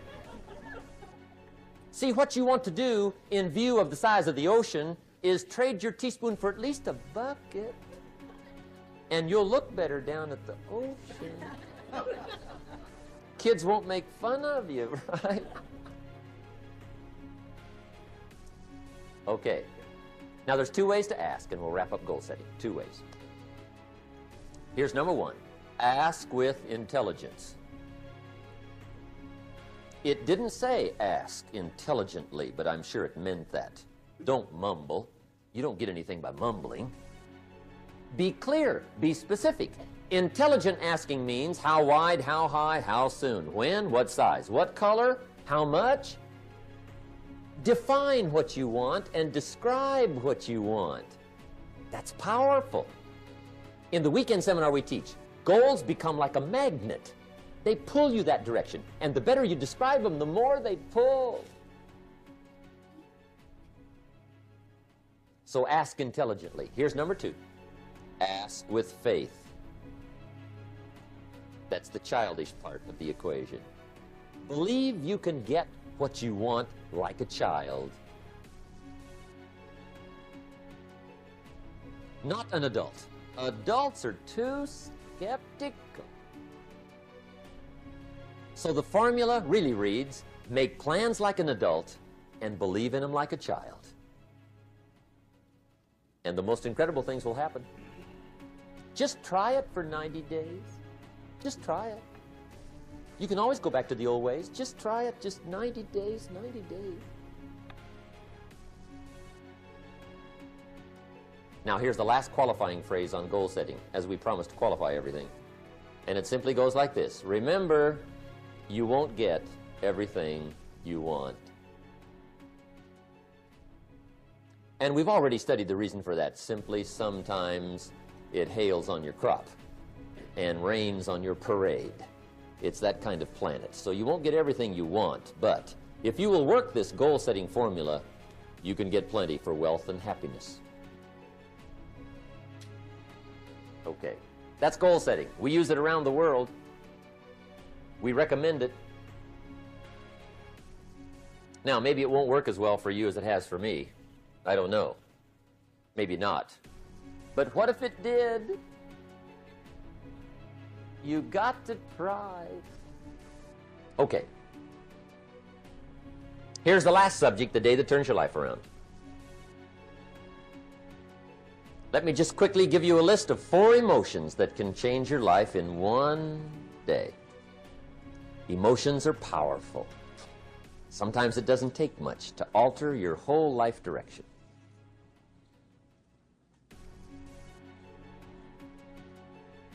Okay, here they are. Number 1, disgust. Powerful emotion. Disgust says, I have had it. See, that could be the day. The day you can say, I've had it. And whether you've had it with something small or something major, the day you can say, I've had it, may not be the day it ends, but the day it begins. That's what I said when that little Girl Scout left my door when I'm 25. I give her the big lie, she leaves, I say, I don't want to live like this anymore. I've had it with lying and being broke. Powerful day. The man's finally had it with mediocrity. He's had it with being a loser. He's finally had it with those awful sick feelings inside, knowing his wife is at the grocery store looking at 2 cans of beans, one marked 37 cents, one marked 39 cents, and the guy sick inside knows his wife's going to buy the 37-cent can, and she doesn't even like the brand. Do you know why she's going to buy the 37-cent can? To save 2 cents. The guy sick inside finally says, I've had it. Being on my knees in the dust looking for pennies? We're not living like this anymore.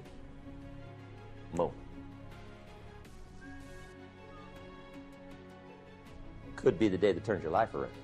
The day you can say, I've had it. He walks into his closet and rips everything in it to shreds and says, I've worn this embarrassing stuff for the last time. And not only will I never wear it again, no one else will ever wear it again. Commit an act that says, I've had it. Powerful. Here's the next one. Decision. And decision making is powerful. And it's emotional. That's those knots in the pit of your stomach, right? Waking up in the middle of the night in a cold sweat, trying to decide. We sometimes call it inner civil war. What shall I do? Well, for progress, you must decide. The best advice I can give you came from a wealthy friend of mine who said, if it's easy, do it easy. If it's hard, do it hard. Just get it done. If you went home tonight and in the next few days cleaned up a whole list of decisions, that might furnish enough inspiration for the next 10 years. I found this out many times after you've decided. Getting on with it is easier than deciding. Sometimes decision is the toughest part. Here's the next emotion, desire, wanting to bad enough.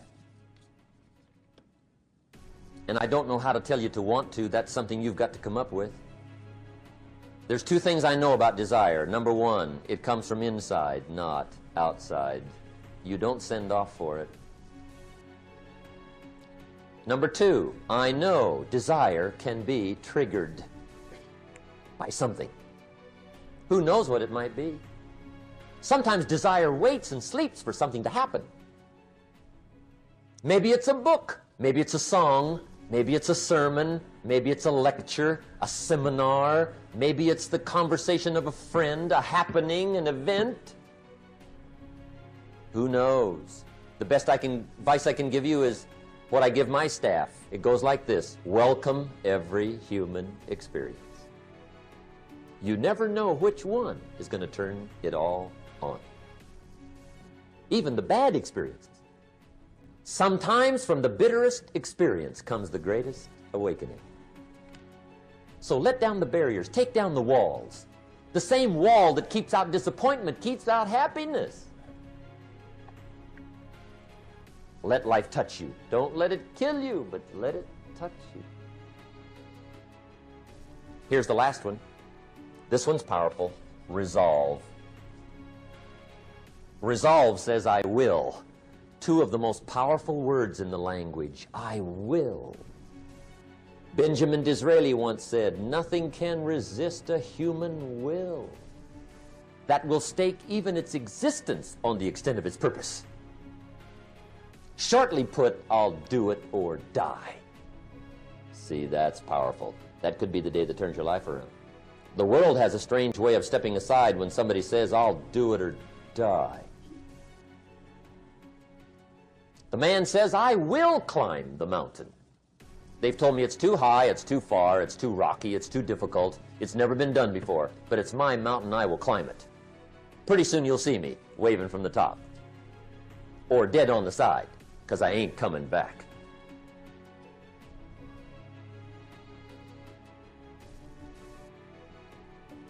The best definition I ever got from the word resolve came from a little junior high girl in Foster City, California, up north. I'm talking to the junior high kids one day. I love to ask kids definitions. They come up with beauties. I got to the word resolve and I asked, who can tell me what resolve means? And I got several hands, and they were all pretty good, but the last one was the best. Little girl, about 3 rows back, held up her hand. She said, Mr. Rohn, Mr. Rohn, I think I know what resolve means. I said, darling, what do you think it means? She said, I think it means promising yourself you will never give up. I said, that's it. Webster, stand aside. That is the definition. Promise yourself you will never give up. I asked the kids, how long should a baby try to learn how to walk? How long? How long would you give your average baby before you shut him off? How long? See, any mother in the world would say, you're crazy. My baby's going to keep trying until it learns how to walk. What a magic formula. Now let me show you what triggers all emotions into activity that brings results. And results is the name of the game. Here it is. Action. Finally, you must do something about how you feel. Jesus, the master teacher, said, don't just be listeners, be doers. The world admires the doers. Whatever it takes to get you to try harder, read more, set your goals, and go for it. Here's the next attitude disease. Over-caution. Some people never will have much. They're too cautious. Now, you can also be too reckless, but you can also be too cautious. This is called the timid approach to life. And my caution was always the risk. Risk used to drive me right up the wall. I used to say, what if this happens? It's called the language of the poor. What if this happens? And on top of that, if this was to happen, look at the fix I'd be in. I better not try. I could always ace myself out. Then I'll tell you what changed my whole life when I finally discovered it's all risky. The minute you were born, it got risky. If you think trying is risky, wait till they hand you the bill for not trying. If you think investing is risky, wait till you get the tab for not investing. See, it's all risky. Getting married is risky. Having children is risky. Going into business is risky. Investing your money is risky. It's all risky. I'll tell you how risky life is. You're not going to get out alive. That's risky. The Englishman says, well, if that's the way it's going to work out, let's give it a go. Right, that's what it's for. Give it a go. Somebody says, yeah, but I'm looking for safety and security. Fine, then huddle in a corner. We'll cover you with a sheet, bring you 3 meals a day. And we'll protect you, feed you, look after you, care for you. We won't let anything happen to you. And you'll probably live to be 100. The guy said, well, yeah, I'd live to be 100. But what a way to live. Right. What a way to live, safe and secure. Don't ask for security. Ask for adventure. Better to live 30 years full of adventure than 100 years safe in the corner. And see, it's not important how long you live. What's important is how you live. Here's the next attitude disease. We're almost through with this motley list. In fact, we're almost through. Hang on. The next one is pessimism. Pessimism, the deadly disease of always looking on the bad side, the problem side, the difficult side, checking all the reasons why it can't be done. The poor pessimist leads an ugly life. He doesn't try to figure out what's right. He tries to figure out what's wrong. He doesn't look for virtue. He looks for faults. And when he finds them, he's delighted. How ugly. This is the poor guy who looks through the window, doesn't see the sunset. He sees the specks on the window.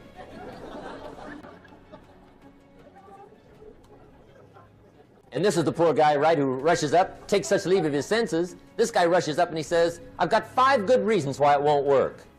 He's so dumb he doesn't know all he needs 1. He's got 5.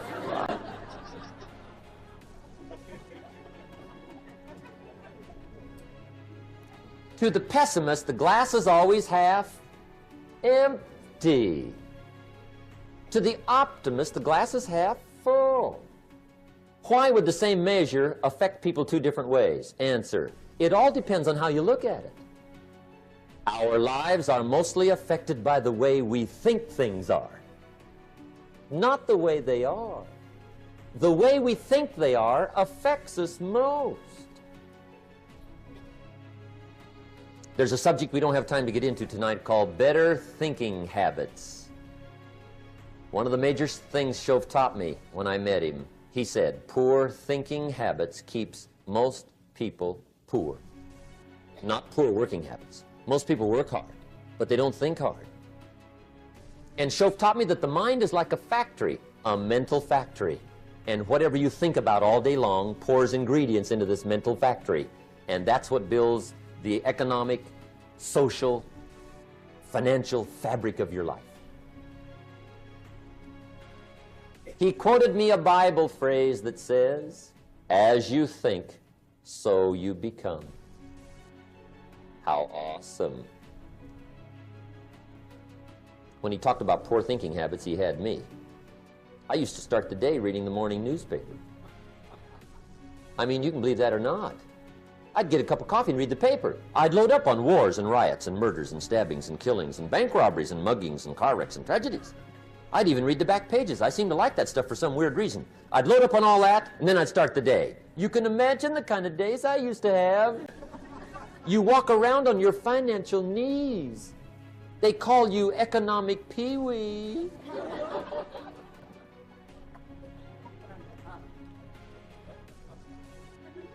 The guy says, I want to be a great leader.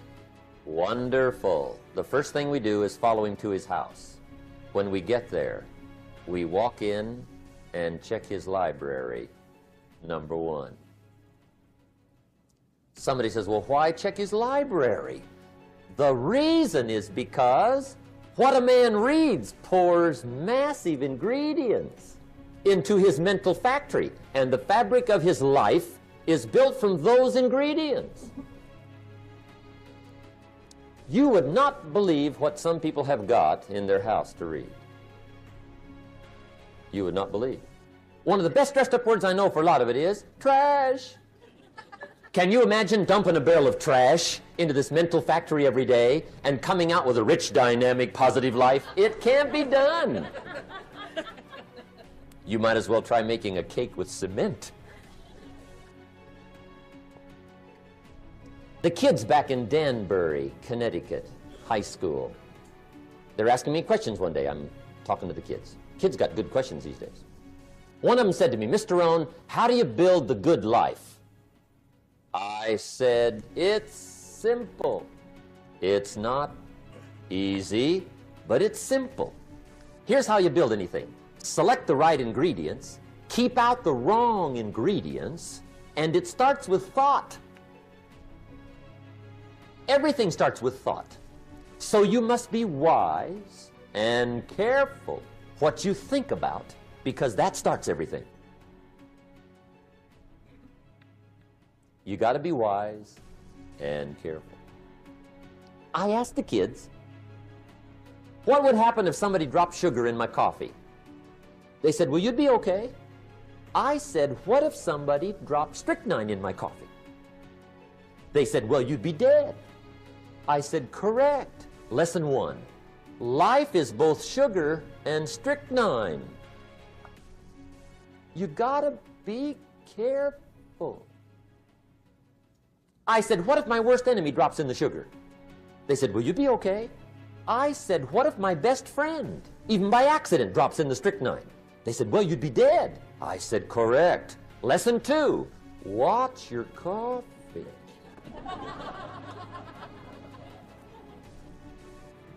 You got to be careful. See, it doesn't matter who hands you the bad stuff.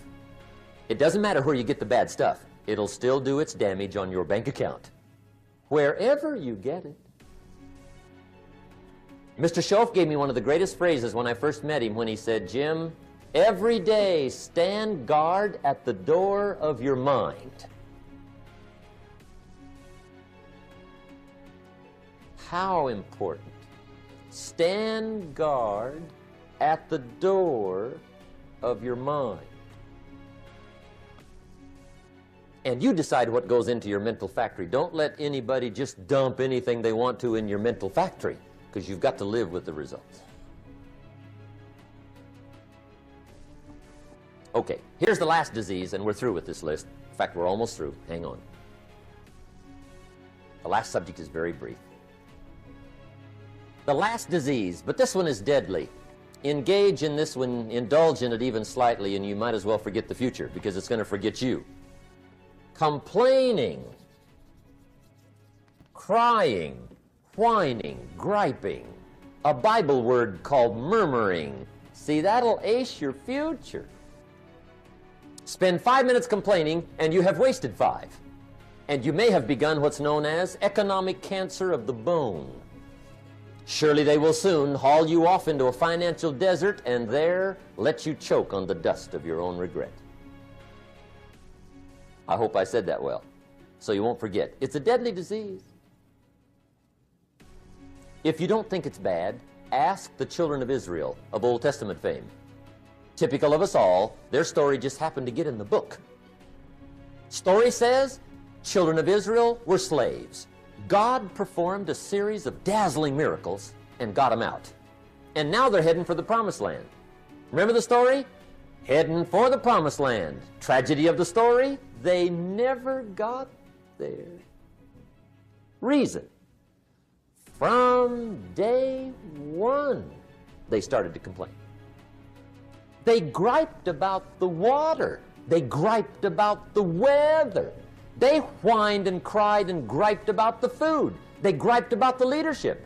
They whined and cried because it was too far, too cold, too hot, too difficult, too miserable. I mean, they whined and cried for years.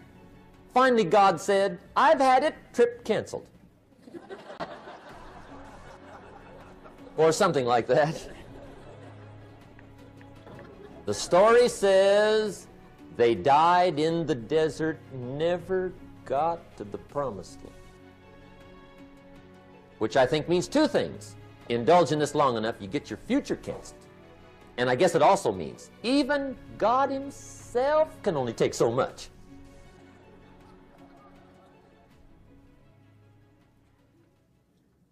Okay. Just be on the lookout of the things that can destroy all the good you start. The war is on. And this evening, tomorrow, mentally, personally, socially, economically, you got to make sure you're winning the war. And this is part of it.